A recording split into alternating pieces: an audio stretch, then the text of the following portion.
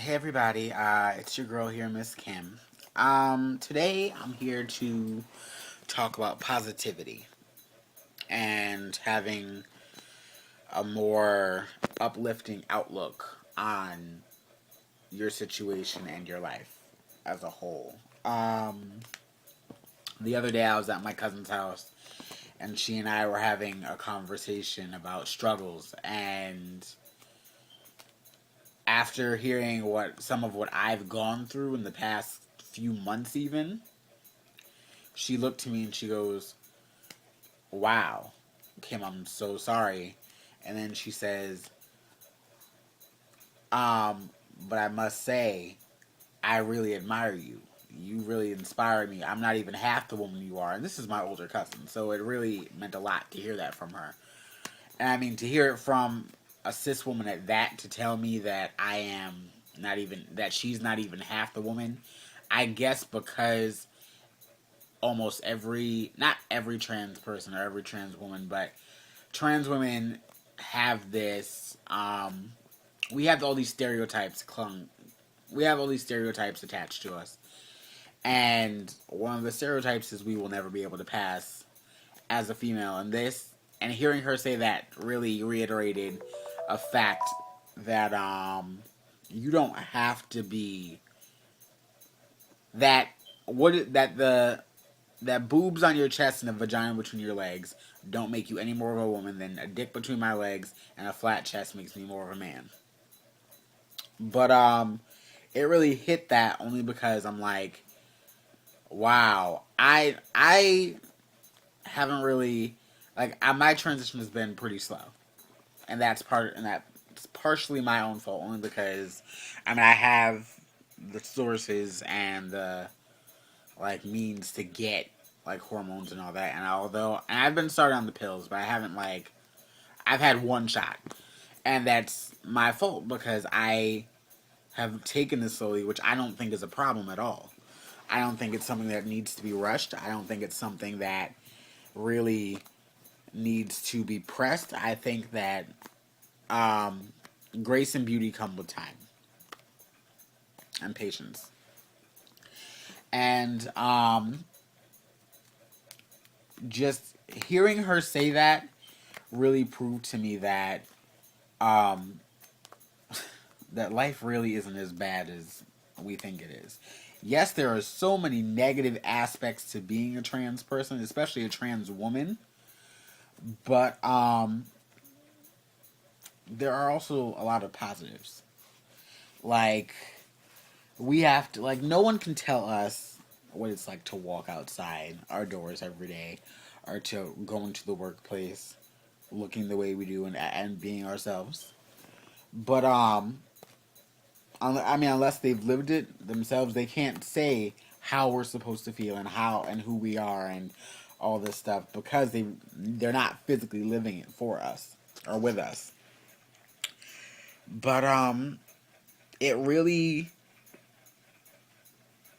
like, made me think that, I mean, people tell trans women, and especially the young ones who do have a good head on their shoulders, that they're really strong and they're really independent and all that. And it's crazy only because for a while, for the longest time now, I haven't felt strong. I haven't felt strength. I mean, I felt strength at my groups with Nadine and Naomi, and I mean, I felt strength through them, but I haven't felt like individually strong. Even though I step out of my house every day like this, even though I wake up every morning and I say, okay, today's gonna be a good day, and I try to make it as best as I can.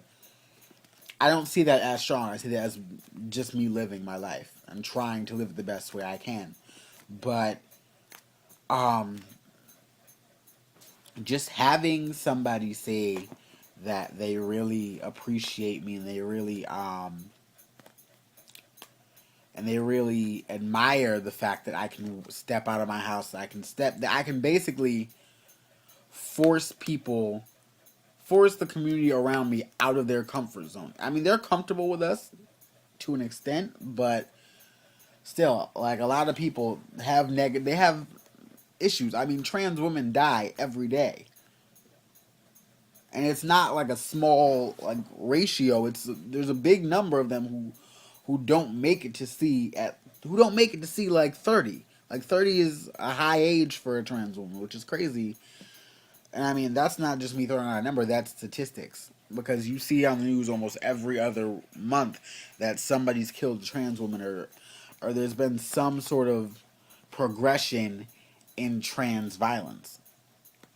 And I think it's just crazy because, I mean, everyone who knows me knows damn well that I really don't give a shit what anyone has to say or how they feel about who I am and what I'm doing, because they're not living my life for me. But it's just crazy only because I haven't really felt as strong as people perceive me to be, or as strong as I come off as.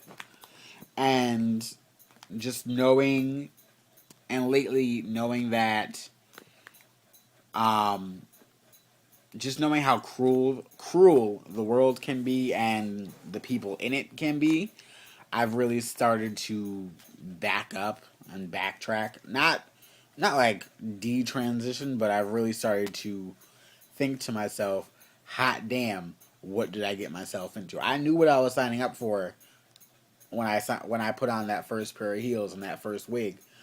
But this is a year later, and instead of life being as fabulous as a lot of celebrities make it seem when you are in our lifestyle, and as a lot of people who have climbed to the top of the ladder make it seem, I'm experiencing the negative aspects. I'm seeing how hard it is to come up, and how hard it is to make a name for yourself, and how hard it is to really push through as a person in my shoes. And so, I guess my message for you guys is to just basically pay attention to the things around you, the people around you always, but don't always have a negative look on them. Don't always look upon the world as a negative place, because even though it may seem a little shitty, it still has its perks, and as long as you find a way to find those and to really like focus on the good parts of life, you will make it far. Um with that being said, I guess I'm going to sign off now, but I just want you guys to keep your head up. Don't let anything get you down. If things do get you down, know that if you don't have support from family or quote unquote friends or people who quote unquote love you, know that you have us. Know that you have a place to call home. Know that you have people to call family, and know, most importantly, that you have love. Okay, bye.